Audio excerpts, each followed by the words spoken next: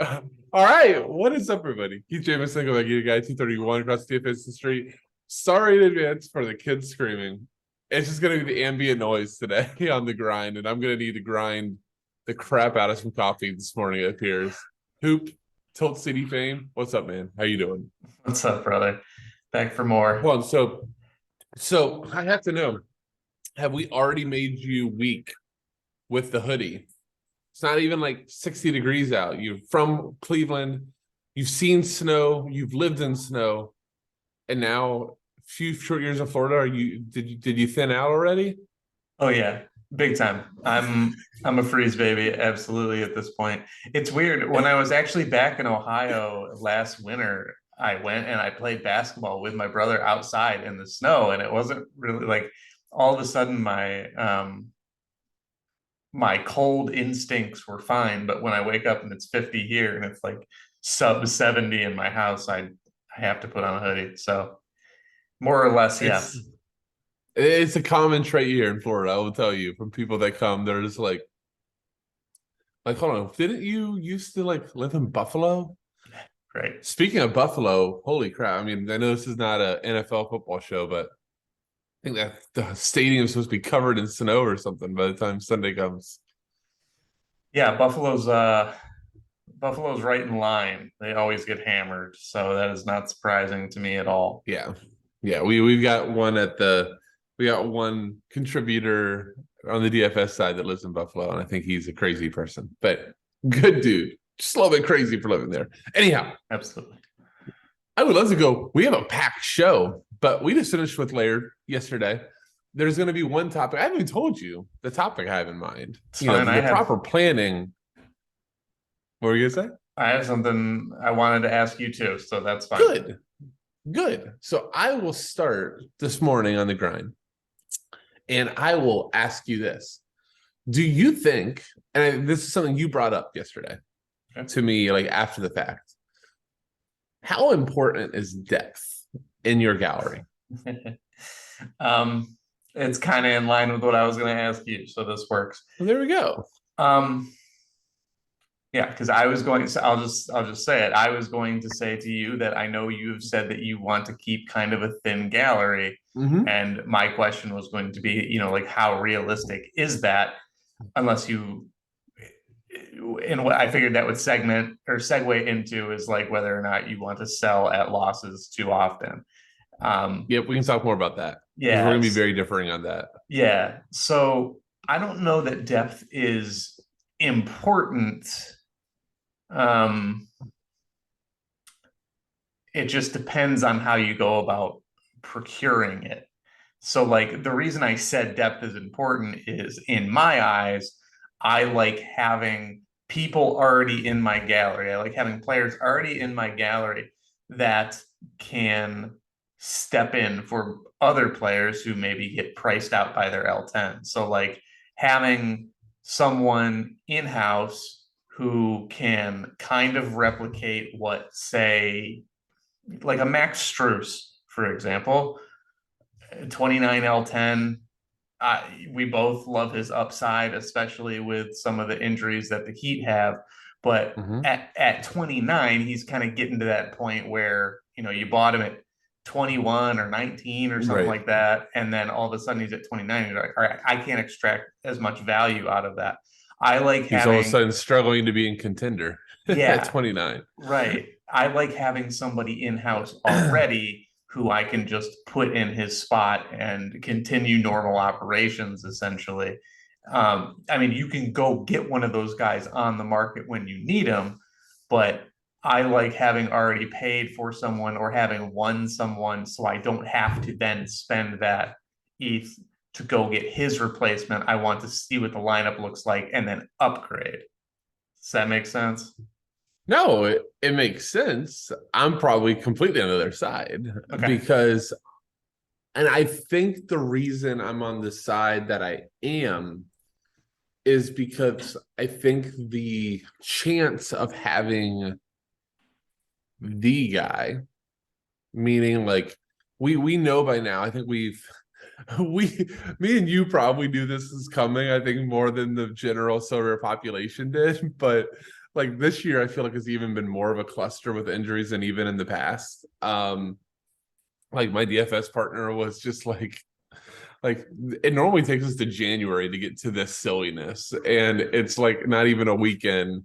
You know, we had Luca sit last night, which look, this is not a complaint upon Luca at all. Like, you know, somebody asked me, I don't know if you agree with this, but somebody's like, what was Luca's injury? Do you have anything to worry about? I'm like, nah, man, his back sore. He's been carrying everybody for the entire season. I mean, he's historic usage. Like, he's gonna break down if they don't give him some maintenance days. So a back to back at home makes a lot of sense. But actually back to back on the road makes more sense, so you don't piss off the home crowd. But Sure. I say all that because there's so many opportunities that open up. Let's say that you do like some good scouting. Let's just say like Brandon Clark, somebody that's come up in our talks with Laird a number of times lately. Great player, right? Has huge upside. He kind of checks a lot of your boxes of a guy that you would want. Would you agree? Yeah, absolutely. I tried to make a trade for him. Couldn't get him. But do you want Brandon Clark when the Grizz are healthy? Or do you want Thad Young when the Raptors have nobody? Depends on when I can get him. That's the thing. You know, like Let's say all else being equal. all else being equal, I'd rather have the guy with the lower L10 and the guy Well, let's with just say, hold on. more Let's actually, opportunity.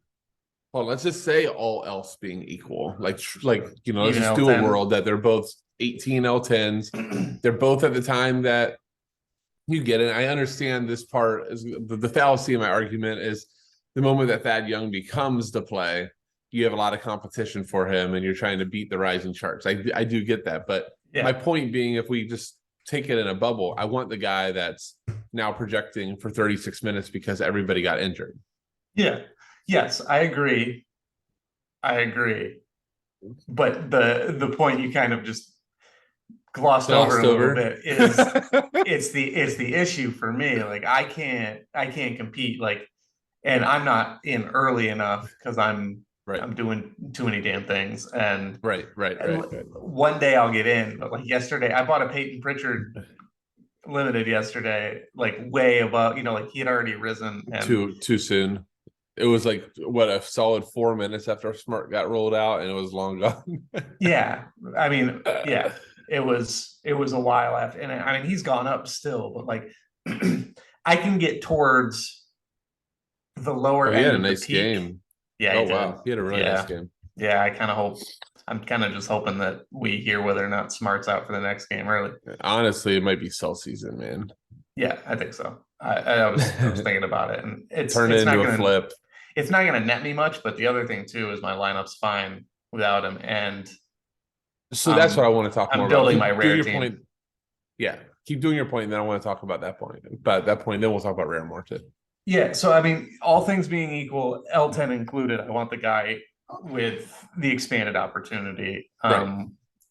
It's just being able to find that guy and get him on my team without breaking the bank is what's hard for me, and kind of what we talked about with Laird and how, like, is this going to push my champion team into the rare prizes? Is this going to push, my contender team, even like the tier 2, tier 1 prizes?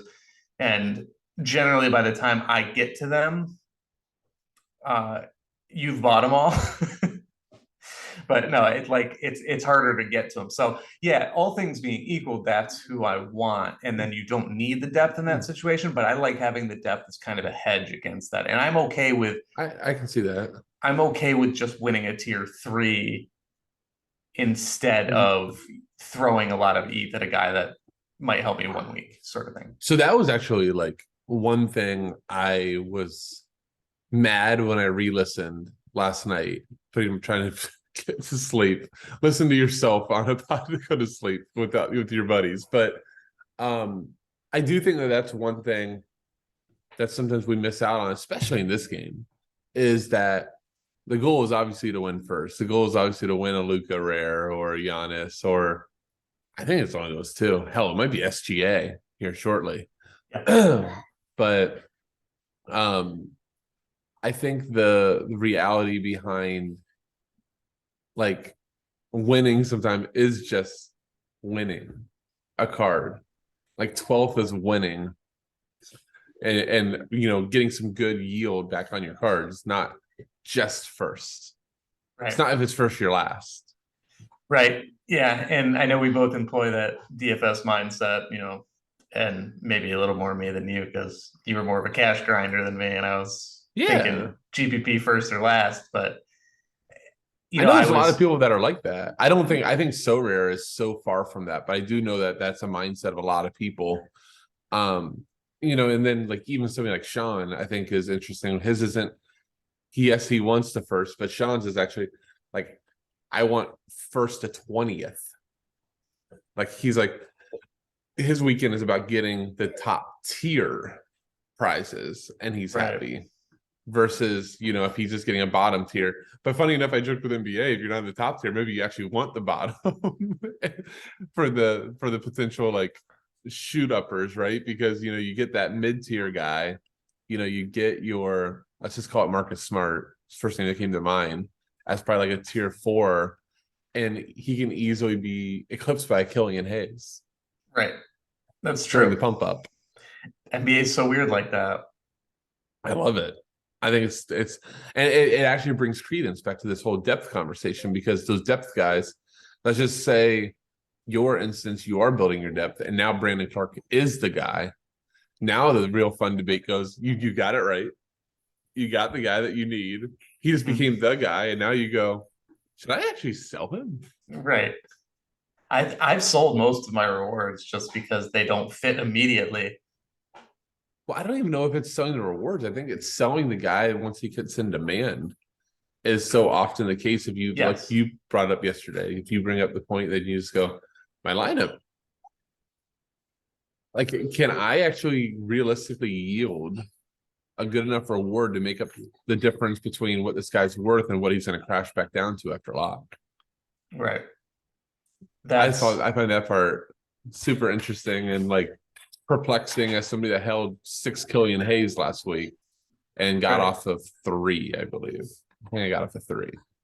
And then seeing him in a lineup with Jokic, who gets ruled out after lock for COVID, was brutal. Yeah. Yeah, that's rough. But yeah, I mean, I think that part's like really fun. I already forgot the point in between. It'll come back that I wanted to that popped in my head as we were talking.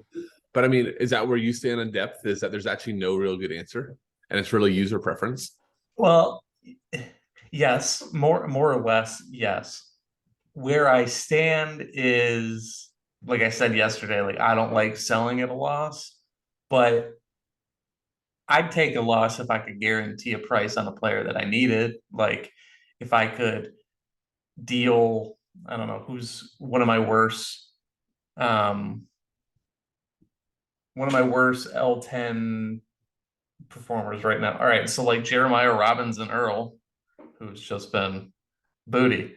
Um, I would take a loss on him if I could package him and my remaining Ethereum for really any player that fits into my lineup the next week. Not even worried about, like long term holdability or utility or anything like that. Like just give me a guy I can use next week. And if it's going to cost me someone like that who I'm not really particularly worried about his future, then so be it. But depth, I think, is more an opportunity than anything. Just because I just want to make sure I have guys who actually can pop Right.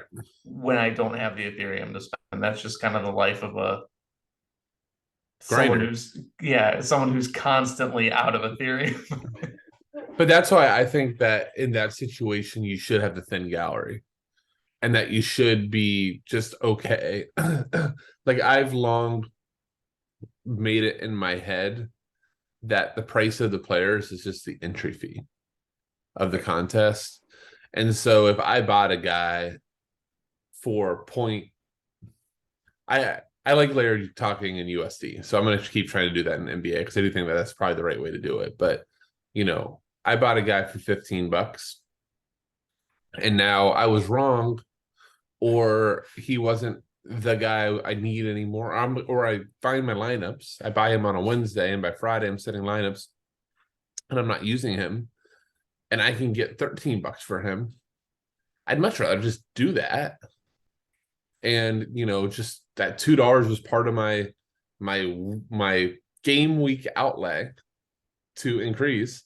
And now hopefully I yield that back, or hopefully, and this is what I've noticed more often than not, the other guy bought on the other end, maybe I made the $2 for him and it's just a kind of a wash. But I hate more that guy that was 15 going to 5. And now I'm just waiting this whole way. I'm like, I could have just locked in the $1.50 or $2 loss a week ago, and instead I decided to be stubborn. I've held, and now I'm down 70% because I really was wrong about that guy. That's what I see. Yeah, I get that. That makes a lot of sense to me. Because sometimes you're just wrong. Like I know this on flips. Like as somebody that's just been using NBA as seeing an opportunity to go, not only do I want to play, but I can use some knowledge of like depth charts and things like that to my advantage. Mm-hmm. And I'll just buy up a lot of guys when I think I'm right.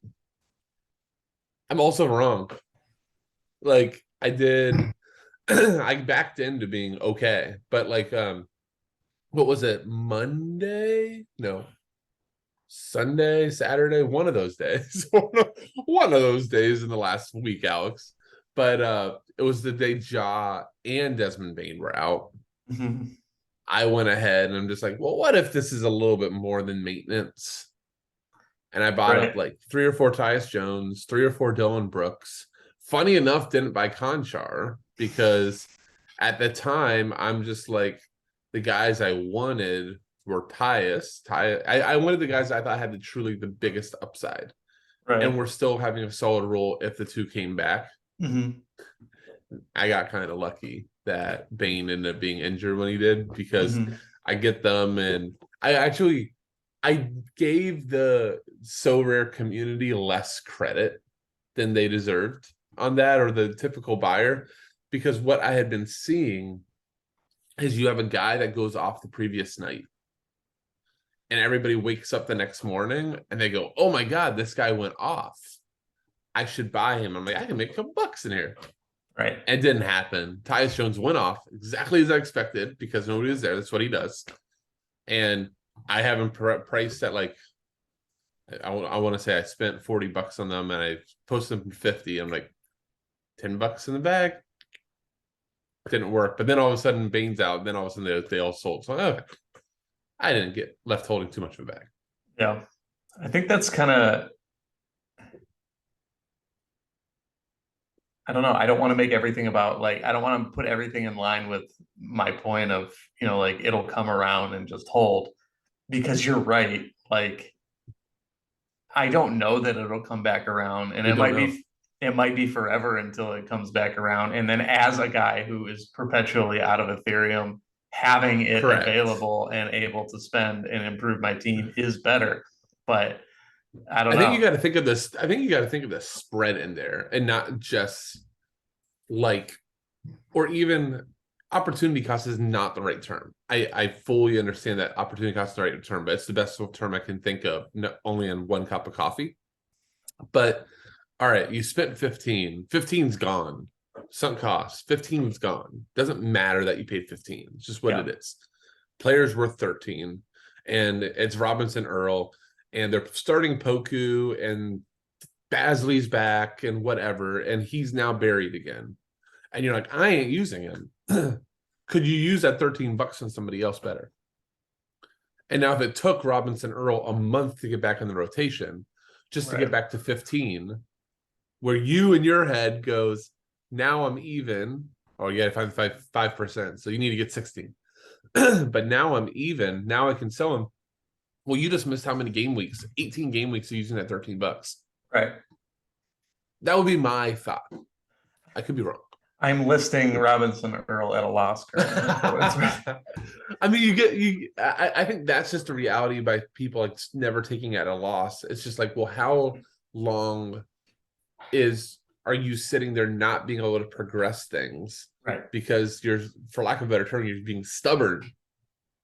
Very much. Not taking a $1 loss or $2 loss, like very insignificant amount of money when you think about it. you can gain back. And I honestly think Correct. you can make the money that you're going to lose back very quickly.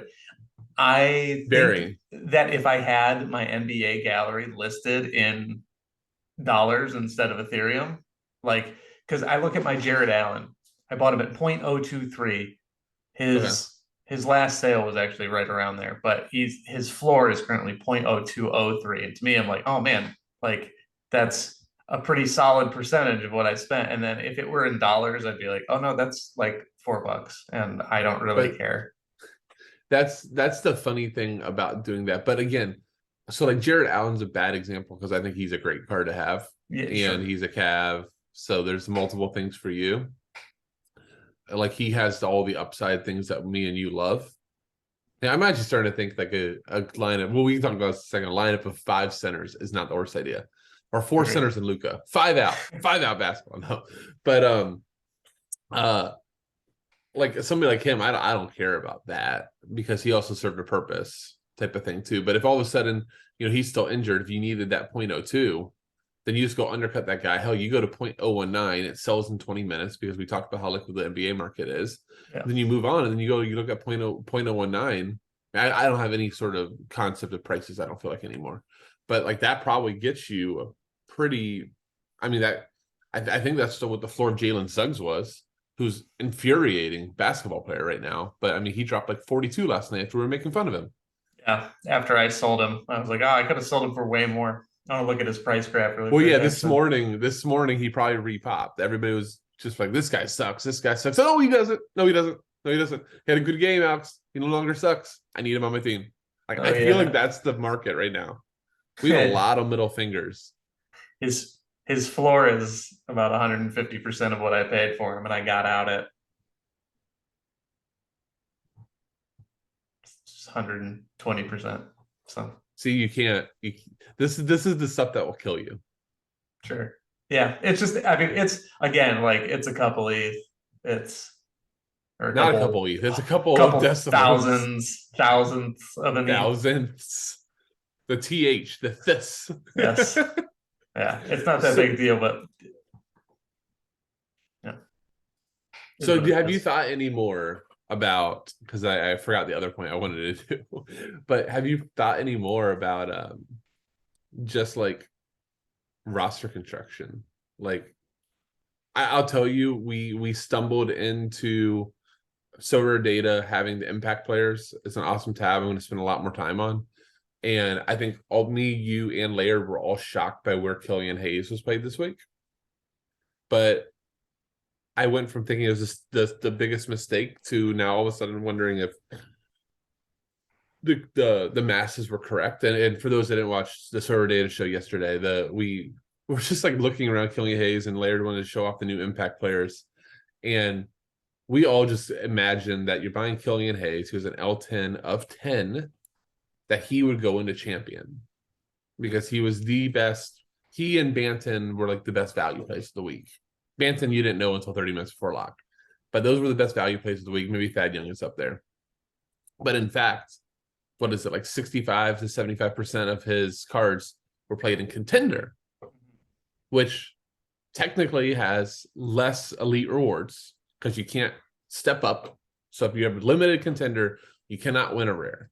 Limited champion, there's 150 rares out there. So just automatically imagined people would put it in there. But it was the exact opposite. Do you still think that's a mistake, or have you switched the pendulum? Again, I think it's for me about how difficult it is to win some of those rewards. But yeah, I think ultimately, like in an ideal situation, you're using him in champion. If you have access to Doncic, Tatum, like Doncic, Tatum, Morant, and so SGA. SGA. yeah, right. Yeah, Start he fits start just putting in him there where he with John. deserves to be. Yeah, I'm just saying Doncic, Tatum, Ja because that's who I I know, played I this know. week. So the thing is about that lineup is I wound up with Ed Sumner and Drew Eubanks. Those are my 4 and 5, and they both put up 27 and 24. And I think that's about what Hayes put up, but I think we we expected Hayes to do a little more than that. Well, 22-6. he So has one yeah, more that's game tonight too. yeah, But yeah, there's yeah. 92 in champion, and then But what would you say? What would you say out of Killian 33 Hayes? Jackson. Hey, hold on. Just can you just notice this? Let's Love it. Hey, gotta get a lineup out there somehow. Um, what would you say is an ideal score for Killian Hayes? Like a score that you would be like, hell yeah, I'm glad I paid for him that's a great question. on an L10 of 10. 34, But 35? the problem is the L10 of 10 is not your expectation at the price anymore. Because if you Sure. only expected, 15 from him, then he's not worth. I think with the last limited I sold here, let me rather than just doing it. By the way, the graph on him is going to be funny. It's going to be, oh, I thought it would middle finger more. See, it leveled off because he only went up to a 15. That's why all of a sudden I decided not to sell. I was like doing some calculations. I'm like, wait. His L10 may not shoot up. He has some really rough scores in the back, helping his L10 stay down. So I'm like, actually, there's a lot of 7s and 10s and a negative 5.6 to help things down here. So I think it's 30. I think if you got 30, I'll be like, hell yeah. Yeah, I mean, But if he does 28, I'm not going, oh, I effed up. I don't think we know enough of what scoring is yet. Because here was another topic that I had in mind. I saw a tweet, and I think you saw this too, but I don't mind saying the name because he's awesome. Harry Trades. Make sure you sub to his YouTube. Does great stuff. Hopefully, we love Harry until USA plays Wales, and then go USA. But anyhow, he put out a tweet of like his common team, and it was all like really good scores. But it was the week that Doncic dropped 86 and Joel Embiid dropped 101. And he was like, I can't believe this team doesn't score or isn't doing better. And it's like, dude, you didn't have the two outliers. You had neither of the two outliers. I think the hardest part going for sort of football to sort of basketball is there's no cap of the scoring. So like Kimmich or Messi drops 140 of points in football, it's 100. yeah. Jason Tatum has an amazing game. And I think in Harry's thing, it was like Steph Curry dropped like 63. Great game. Great game. A lot less great when Luka puts up 86 and Joel Embiid puts up 100. And this week it's the opposite where all of a sudden, like I had those three guys I mentioned all with 65, 62, 60, and then last night Steph Curry drops a 78 and I dropped from a tier 2 rare to a tier 3 limited.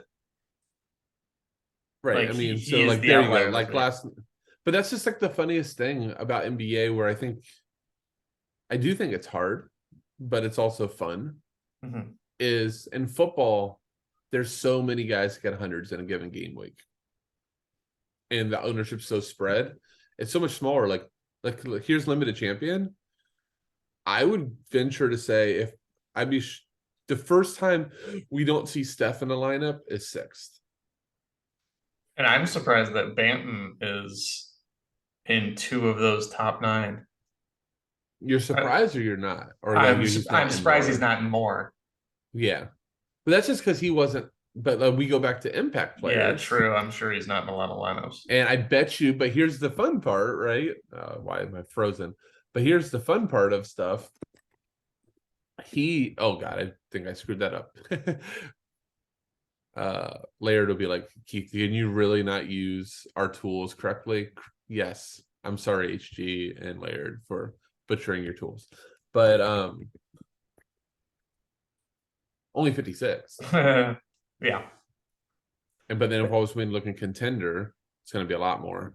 That goes back to the 153 times the amount of Bantons in contender as champion.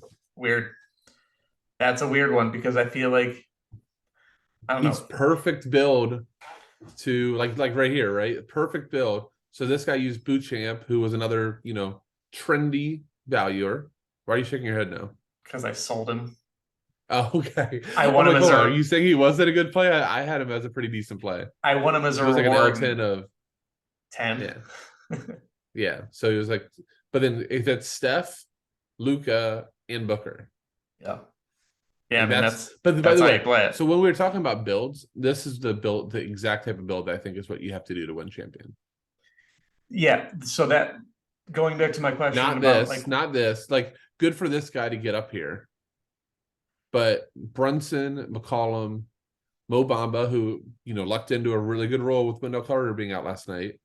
I don't luck's the wrong word. Like he has upside anyways. But anyhow, Randall, Steph. To me, there's not enough star power there yeah, to give an expectation at first. you catch the Steph game, you get the McCollum. You got literally the absolute ceiling from Julius Randle. You got the absolute ceiling from McCollum. You got probably pretty damn close to the ceiling from Brunson. And the You fact got that pretty damn close. Brunson and Randall in the same lineup didn't cannibalize each other is pretty shocking. Right. But even like all of those outcomes, all of them hitting their ceilings in the same week. Yeah, that's That's the the gamble. variance. But Steph is going to go off for 70 once every like 4 or 5 games.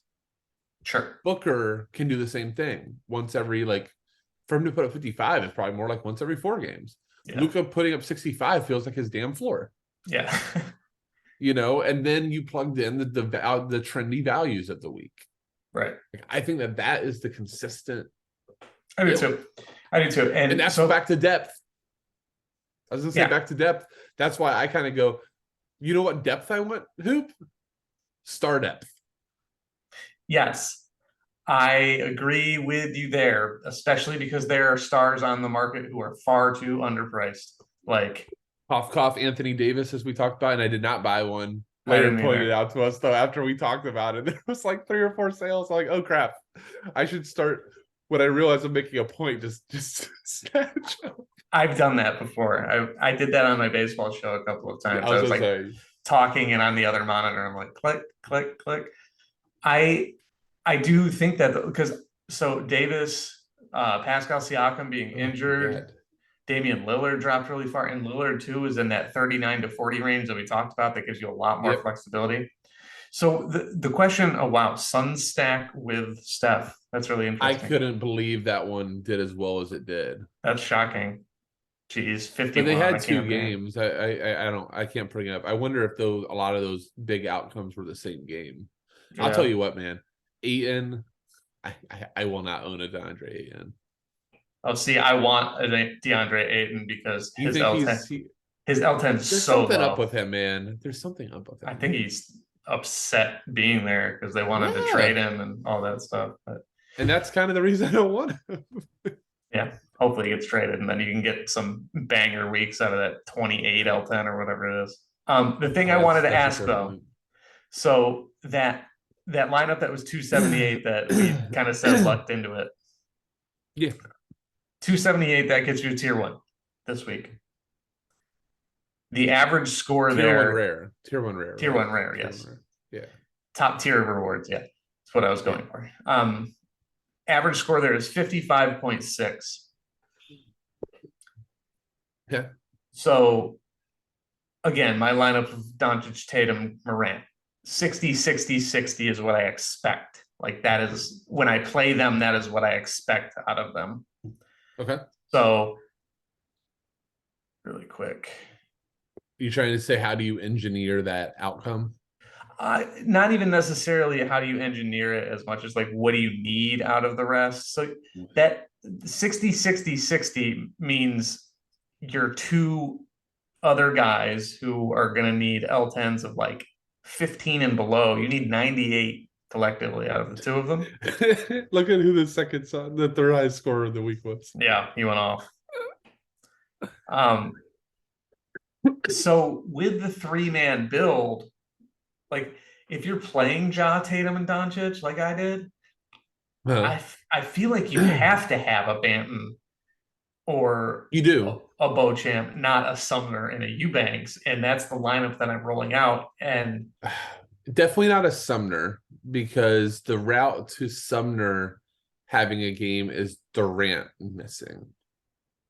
Like, as long as Durant is there, I don't ever see how Sumner gets run. Like, you're almost better with a Terrence Davis who's a backup. And that's incorrect. I was just gonna say, like, Terrence Davis, this came in a blowout. Terrence Davis, that's a really talented player that's just buried on the bench.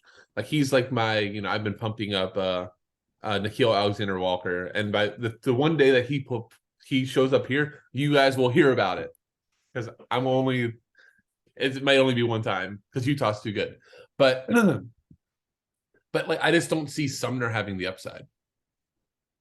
He had a He's like a cash play. yes, very much so. He had a 34 on an L10 of like 8.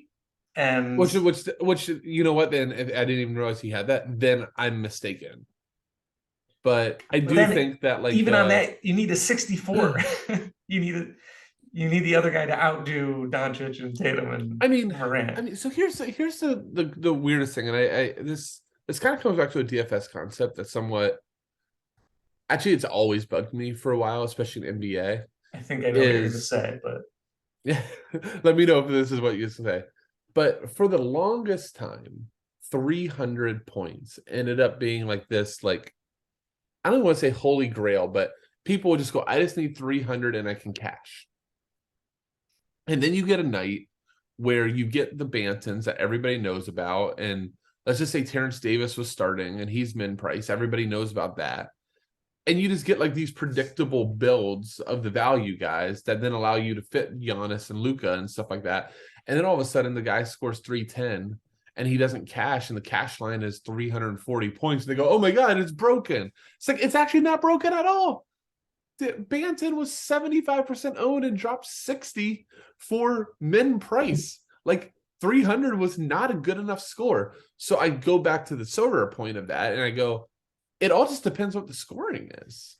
Right, absolutely. 300 Embiids are out there, and they all score 100. The floor got raised that week. Right. Yeah.